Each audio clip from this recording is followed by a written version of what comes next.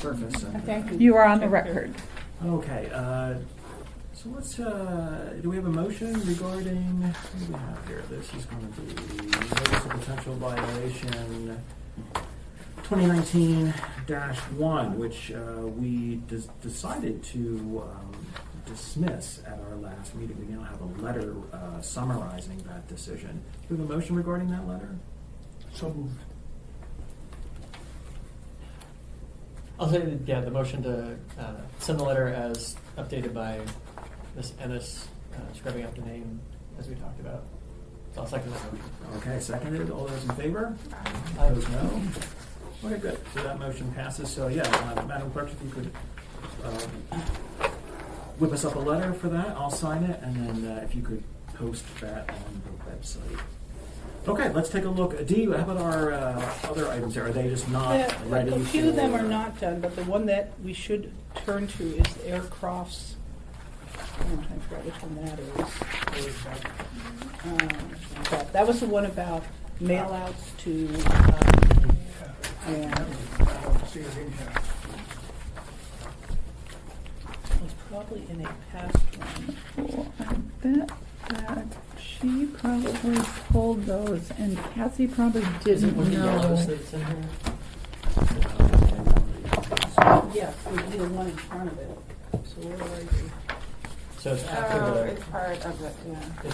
Oh, it's among it's all the yellows that yellow. are after the- Oh, okay. Good. I put them in the mouth.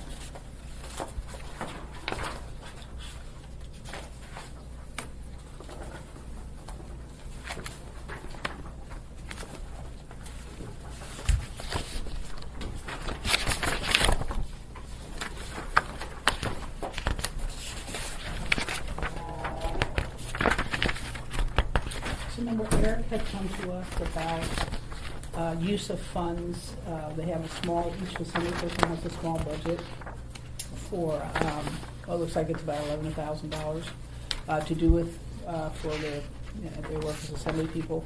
So the question became mail-outs on the eve of an election. That was sort of the easy part, don't do that. And then Eric said he would go back, we had different discussions, and he would do a memo to the assembly, didn't ask us to draft the memos. But I think the municipal clerk said it would be more helpful to have a little bit more guidance in here. There were certain areas that weren't covered. So maybe if we read Eric's letter, and then, Barbara, would you be comfortable telling us some of your additional questions, concerns? Yes. And this is the December 28th letter to assembly members? Yes. So do you see that? It's after Elvie's Oh, I see memo, it there. addressing the same subject, I think, or similar subject, or years ago. This papers should be number 2. Yeah. Mr. that's wrong. Yes, I agree with you that there is an error in the packet here. Yeah, okay. So 2019-2 is an email from Daryl and then a Facebook post from Daryl and a letter. So it's just, but then the municipal attorney's request for an advisory opinion is an email forwarded from Dee, and it's also 2 pages. But the municipal attorney's request for a legal opinion should not be part of the ombudsman's request for an advisory opinion. So that was just a little mix up in the copying. There's So 2 separate copies. numbers would say Yeah. the incident and interest. And the other thing I found that I didn't realize what was confusing was complaints and requests for, they're not sequential. In other words, you can have a complaint 2009-1, which was the one we just did, and you can have a request for opinion 2019-1. You know, if you want us to change I that, think it we should can be, change yes. that. That's We very just confusing. need to have a list and one, and then you number them sequentially. We can do that. I'll just set up a cheat sheet for Although, should we look at the website? Would that make sense on that on the website when we're reporting them back? Well, you know, Dee, we need to do things simpler and cheaper, Okay. and maybe we just need to report them all together Mhm, instead of having 2 separate places where we report Well, them, that and might then be a they'd good be idea, yeah. sequential. Yeah, okay.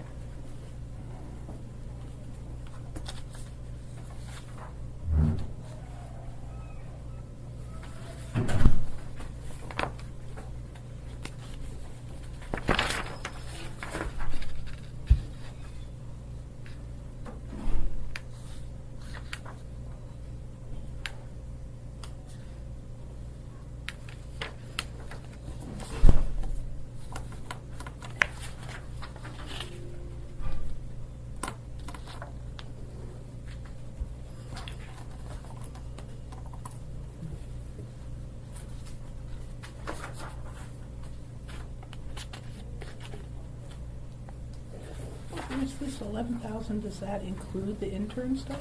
Yes, it aids. She's missing. Eight. Hold on a second. Oh, okay.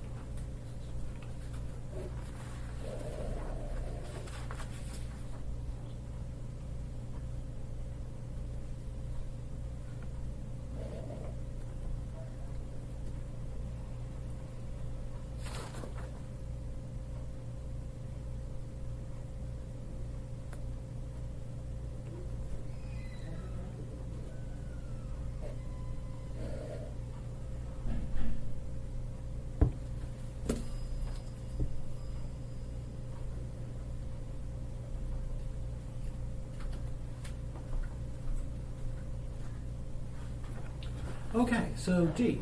So he doesn't even address what he came to talk to us No, about. he doesn't. For some reason, I thought that was in here somewhere, which was the mail-outs close to the I was going to say, elections. no, in fact, Mhm. looking at I was LV, confused. LVs from Removed. 2016, he Yeah. took that line out, right? Yeah. Yeah. The one difference. And so is this then the clerk? Because he was sort of a drop-in. I don't know if he actually did a request for legal services or we converted it or. So is this the clerk asking for further clarification? The clerk would love further clarification.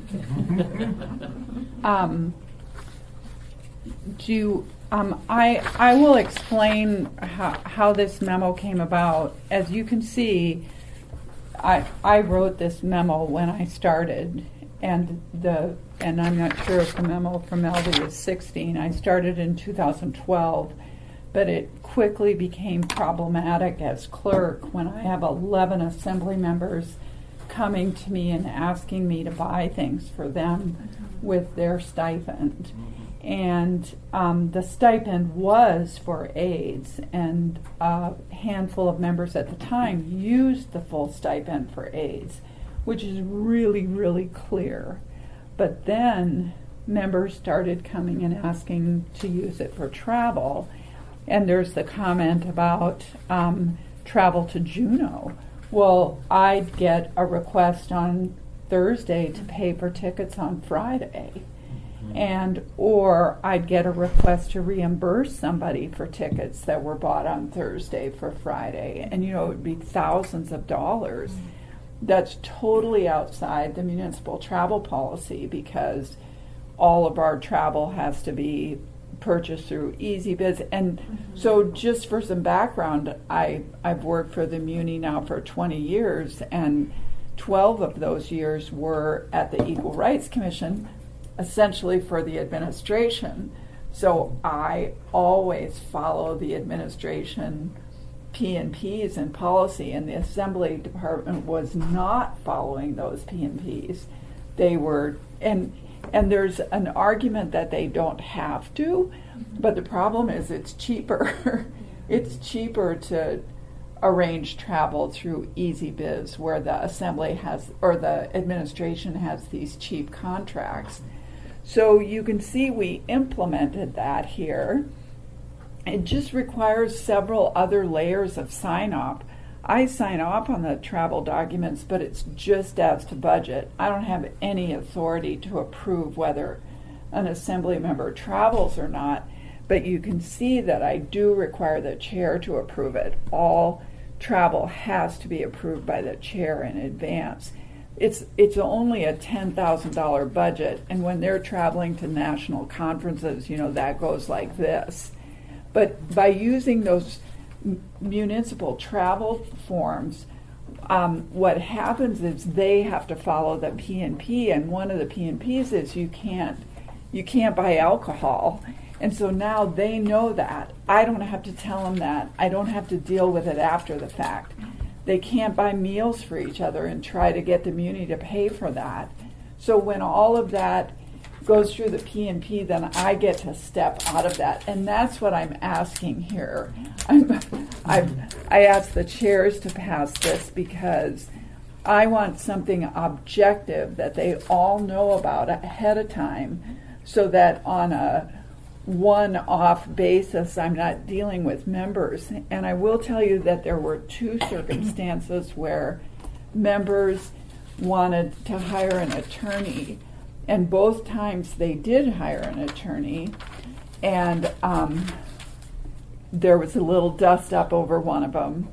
And so the chair, because it was an attorney that an assembly member had appearing before the P&Z, so the assembly member was the appellant in front of the P&Z, and you see the conflict already.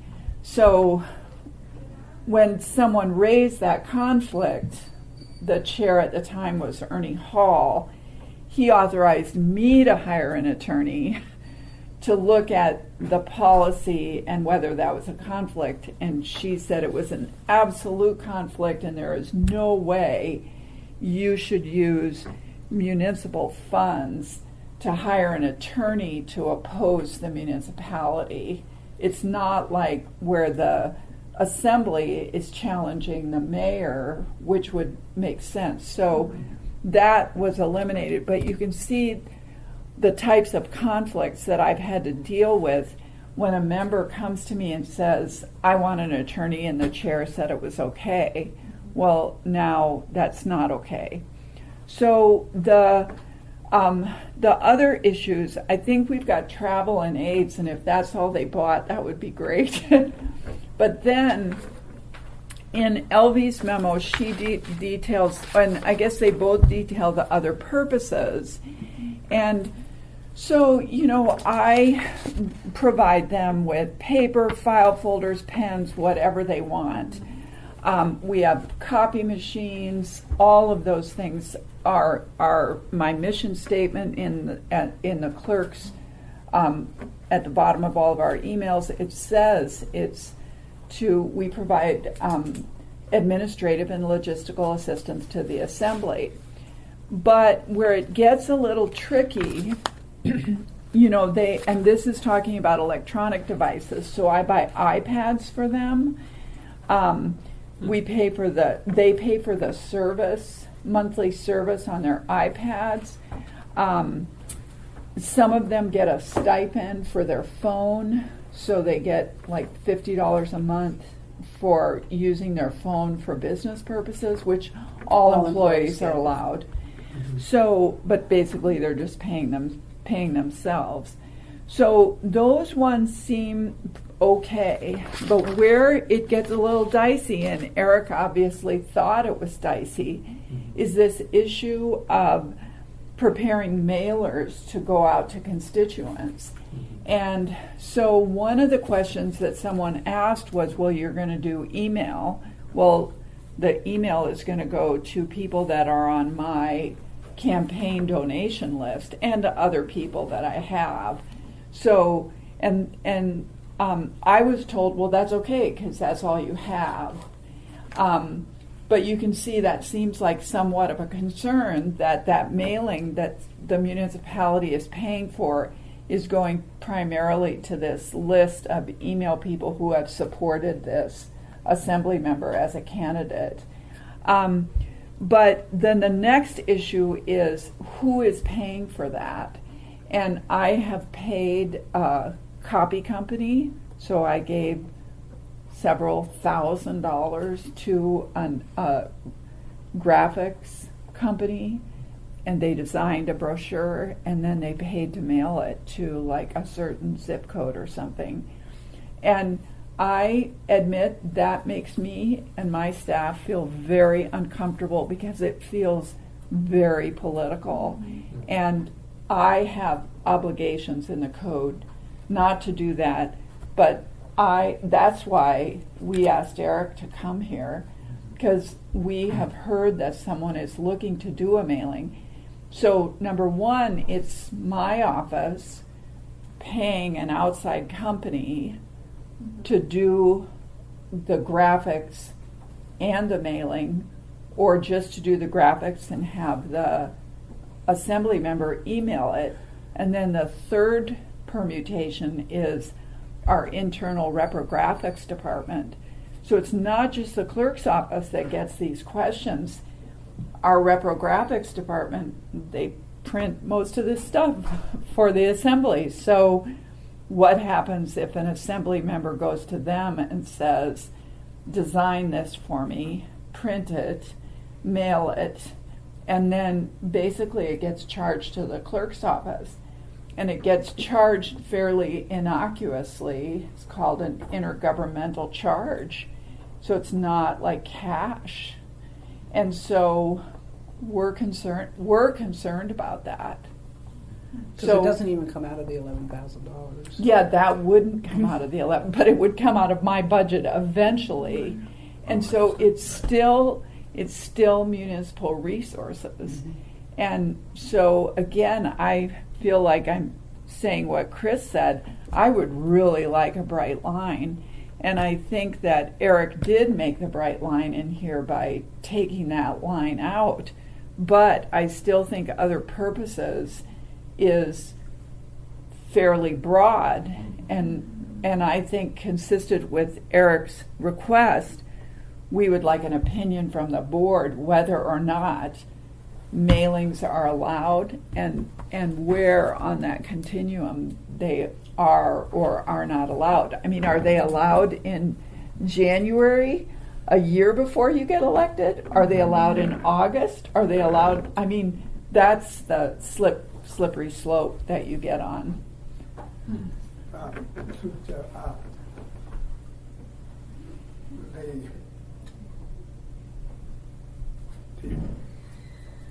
That would it be up to us to make that decision, or the chair of the assembly before they spend any of that money? Well, what I would, neither, it's up to me. Well, yeah, but the thing I'm afraid of, if it comes to the board and we say no, and he takes it to chair of assembly, he doesn't agree or she doesn't agree, go to the chair of assembly and say, that's okay. Then they call you and they put you in the middle again. That won't happen. That's why we're here asking you for an opinion. For standards. You issue the opinion and standards. We're done. I don't think It the doesn't chair come back to will. us. Yeah, it won't come back to you. Oh, okay. I don't think the chair is going to overrule you. The chair wants you to rule. He doesn't want to make the decision either. Okay, well, then I can see us making the decision, but so long as this is the final decision, not appeal to anybody. But we're setting criteria, parameters. Right. Yeah, I guess I can't say, the idea of mailers, at least in and of itself, doesn't bother me. And if there is a stipend that's given to each assembly person to help them effectively serve their constituents, it seems to fall within that. Right, it seems to me the problems that occur to me are one, these ways in which it's not coming out of their stipend, it's coming out of the general fund, basically, right, which is not appropriate, right, because it's only serving one set of constituents, not the city as a whole.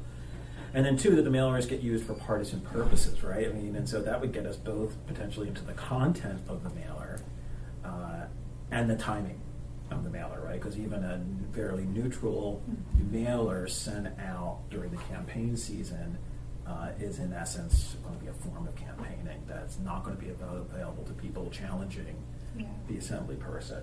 So I think there should be some, if we are going to allow mailers, there should be some timing limits, there should be some content limits, and there should be some budgetary limits.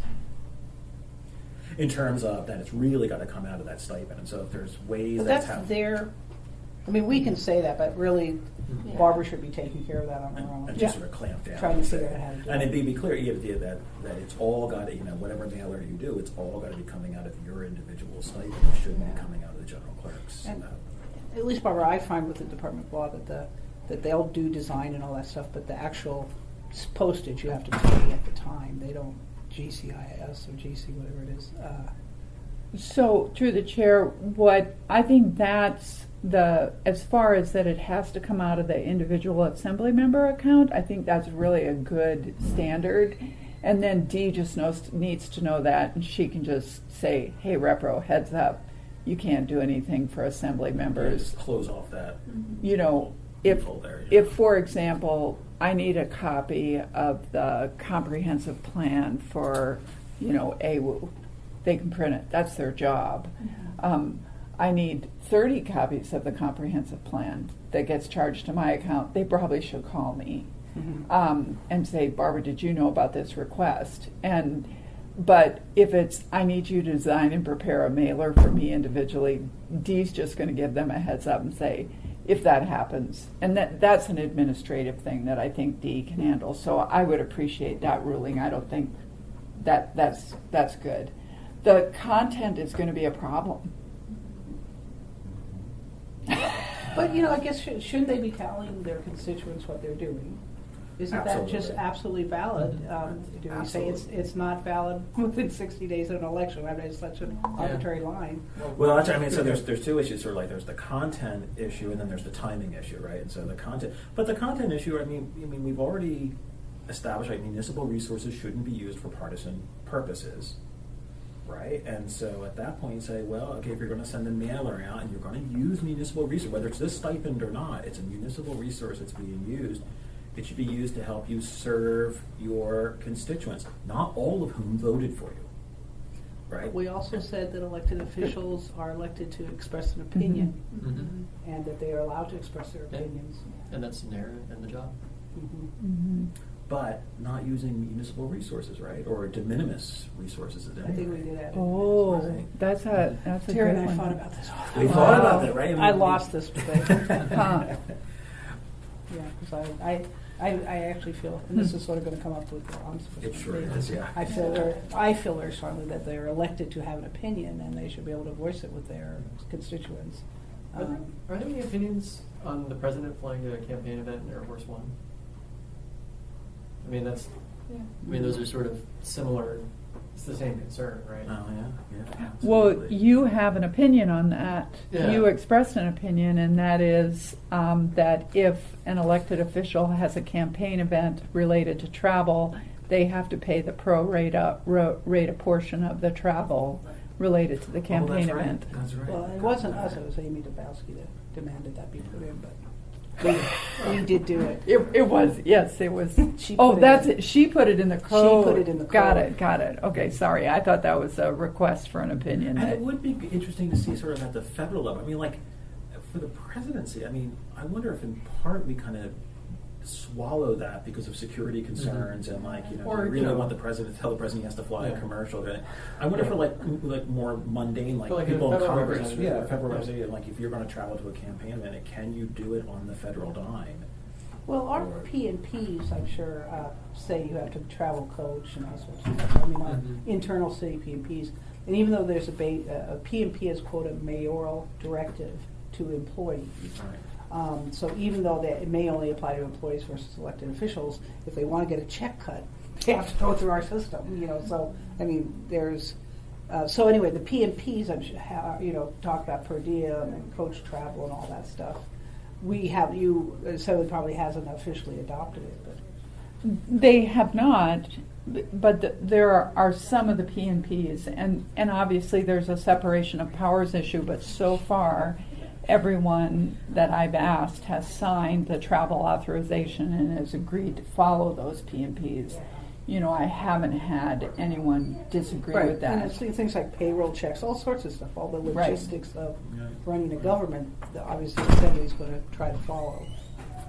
But anyway, just I don't know if the P&Ps answer that a little bit because they dictate, like no alcohol and coach travel and a medium-sized car. And their common sense, too, is, I guess, what I would say.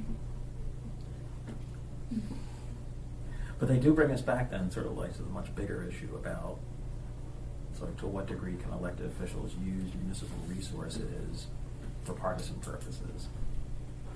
And we did put similar use, limited use of municipal resources. So is a $2,000 or $3,000 mail out limited, especially when it comes to their constituents. The state has opened it up now. Their elected officials may use their voicemail systems, not voicemail, email systems, and do mail outs. In fact, urging their constituents on an issue, like the pipeline gas thing. And so APOC now has, they just have to report it. It isn't a problem. But So- that's more of a newsletter than it is. Well, they've done both. Actually, at the state level now, they're actually advocating positions. Yeah. So I'm okay with that for a different reason. The state legislature has legislative staff.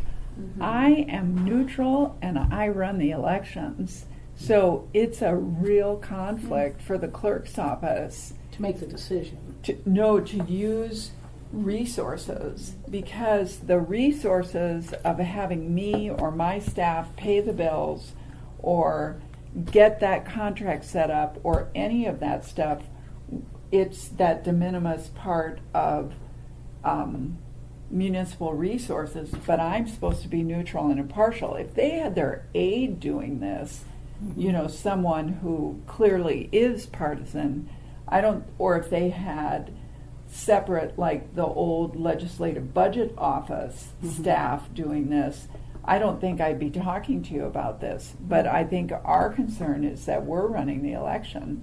Everyone in my office is considered an election official, and our requirement for no involvement in partisan politics is higher even than the ombudsman's requirement. Well, that's interesting. No, because they don't have their own administrative staff separate from the clerk's office. Right. They rely on the clerk. Yeah, because I tell you, do all of them even have aides? I mean, do all of them use their 11,000 to have an aide? Well, no. So Okay, so a they couple really- of them. So the ones that don't have aides are really relying on your office to do any of these kinds of things. Right, we do it for all of them. We run their committees, we make copies, we type stuff. Most of the aides, like some of them make phone calls, set up constituent appointments, probably do research. So those duties are real specific, very specific issues, very constituent related. And they don't have the knowledge to work the system. Okay. And they don't have access to municipal computers or municipal resources, so their abilities are limited. Some of the aides are only paid $500 a month instead of the full $950. So those members have an additional $450 a month that they could do something else with. And so some of them have a combination. They have an aide, they travel, and they get an iPad. So some of them do everything. Right. And do they have they grouped together to pay for one aide or something? Did they do that for a while? They do. Some of them share an aide, but they'll still pay five, and maybe two. So it's a decent salary for a real aide Yeah. versus a college intern. Well, that brings a whole different issue, the conflict between the clerk's office and partisan activity, partisan and political activity during the election season. Is it? Part of me wonders, though, if you're doing it as your role supporting these elected officials and you're not picking and choosing what you're doing, you're not picking and choosing who you help, then is it partisan? You're not, I mean, like, that's my question is, you know, you're doing it for everyone. It's not like you're like, no, Chris will help you, but we're not going to do this because we don't agree with this mailer. You're not Through the chair, that's fine, as long as I don't have to look at the content.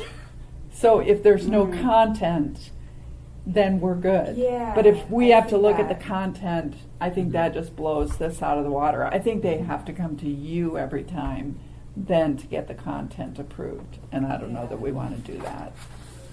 No. So Well, though you do that, Dee, right? I thought when we've had this discussion before, isn't there some sort of? I thought the Department of Law was always getting stuff to get content reviewed for. Oh, well, the administration will ask us if do we think something goes too far. Is it educational or is it Right. partisan? So we'll get that or type of thing. But you wouldn't want to review an individual mailer from For the Assembly Department, now Yeah. send that. Yeah, Department of Law wouldn't get involved. Although, actually, Assembly people do send that, some of that stuff. That kind of, I don't think it's that exact issue, but they have us look at that. Well, we certainly had the marijuana Mhm. resolution, Yeah. right? We kind of like, looked, and again, it's sort of, I mean, again, that's there's an in principle debate, right? And then there's sort of like the details of like how Mhm, how, mhm. and we've got a really Lisa wrote up that really nice thing about what constitutes different understandings of what constitutes partisan versus not partisan. But I don't know. I mean, this is maybe just more of a personal reaction, but I don't know, I kind of find it, and we had it was Keith Silver who used to say this all the time. It was like, I find it infuriating that my tax money is going to have elected officials telling me how to vote or telling their constituents how to vote. So it's my money being used by an elected official to tell some other people in town what a great job they're doing and how much the mayor stinks and this and that. And I voted for the mayor, so my money's being used to convince other people to dislike the official that I actually voted for and supported, and that's outrageous. And I was like, okay, that actually does sound kind of outrageous. So that's why I just don't like the partisan. Well, but the other problem, the issue is that this administration got whaled on that alcohol tax because we couldn't advocate. Oh, Dennis, we have another meeting in here at Oh. 12. Oh, So yeah. Oh, okay. Well, that's all right. So should we? Yeah, Is this it okay? is- Or is this again- so time? Could we roll this into our next? Because it's going to be the September meeting that we're going to talk about. Well, you know, it might This roll other in yellow better stuff? into, if you can wait, Barb, to the October meeting, because I think there's a lot of issues that are October's related. gonna be too That late. whole, Oh, October will be too late. well, think Oh. about it. Yeah. It is going to, the election is in April. Mm-hmm. So when, no one's going to do this after January 1st. They're going to know better than to do that. So this is going to happen soon, if it's already hasn't happened. Oh, okay. So I think that you have to decide this in September. Well, let's put it on the agenda for September, and we'll start wading through it. In the meantime, yeah, just everyone, your homework for the next meeting is sort of like Is to think. about like, yeah, where are you on this? 'Cause, and I understand like there's a real open debate about like to what degree should city elected officials be able to use municipal resources for political partisan purposes. Obviously, they can't be using them for campaigns and things like Yeah, that. the election right? stuff that's, is easy, yeah. That's out. So that's the bright red. Is there sort of an ethical issue with something, using it for partisan purposes, or vote in certain ways and things like that? And you can sort of see the one side as well. There should my tax money be used to exhort me or anyone to vote in a particular way. On the other side, there is something like the alcohol tax, where the city maybe has an interest, a vested interest in a particular political outcome, and Well, wants see, to I be able think to this spend would be an money. interesting one again to bring back to the Ethics and Elections Committee. But they're, it's their Assembly's own subcommittee. So, yeah, when's their next meeting? Maybe we should. 20th, If- 28th of August. I think it'd be a fascinating thing to bring to them because Okay. this is their bailiwick. And you and I, it would probably be good if you and I were there because we could are go the opposite there. ends of that Do spectrum. we know what day that is? Is that Yeah, it's Wednesday. Oh, it's a Wednesday. Yeah, I can do Wednesday, Wednesdays. August 28th from 12 to 1. They have a full agenda that day. If I can check with Pete if we can add this, and it's possible. I've asked them. They may have another special meeting because they've got lots of stuff they're trying to get through too. So maybe we could do a meeting in September, like the 4th or the 11th. Because Okay. you're available on Wednesdays. Wednesdays. Okay, Wednesdays. good. Wednesdays are good. And I don't mean to exclude anybody, but Terry and I are always at the opposite end of the spectrum. And then I I can't just, invite you because you're on his side. And I we, just- we make a great good cop, bad cop team. Certainly. I just threw this on your materials because I just want to make sure that you're aware this is what's being passed out to Muni employees, and we need to get this updated so it isn't passed out to Muni employees. And that was assigned, I think, to Lisa Toussaint. Okay. And myself to a lesser Okay, degree. can I put this on the agenda? Sure. Okay, And I'll let Lisa know that it's, Okay. and we also have the, we found the version 2, and so did you. And actually, when you look through this, it's not half bad, but it should. the format is good, the code is just have wrong. the main concept. All right. Any other member comments? All right. Motion to adjourn. Who do adjourn? Second. All right. This meeting is adjourned. Thanks for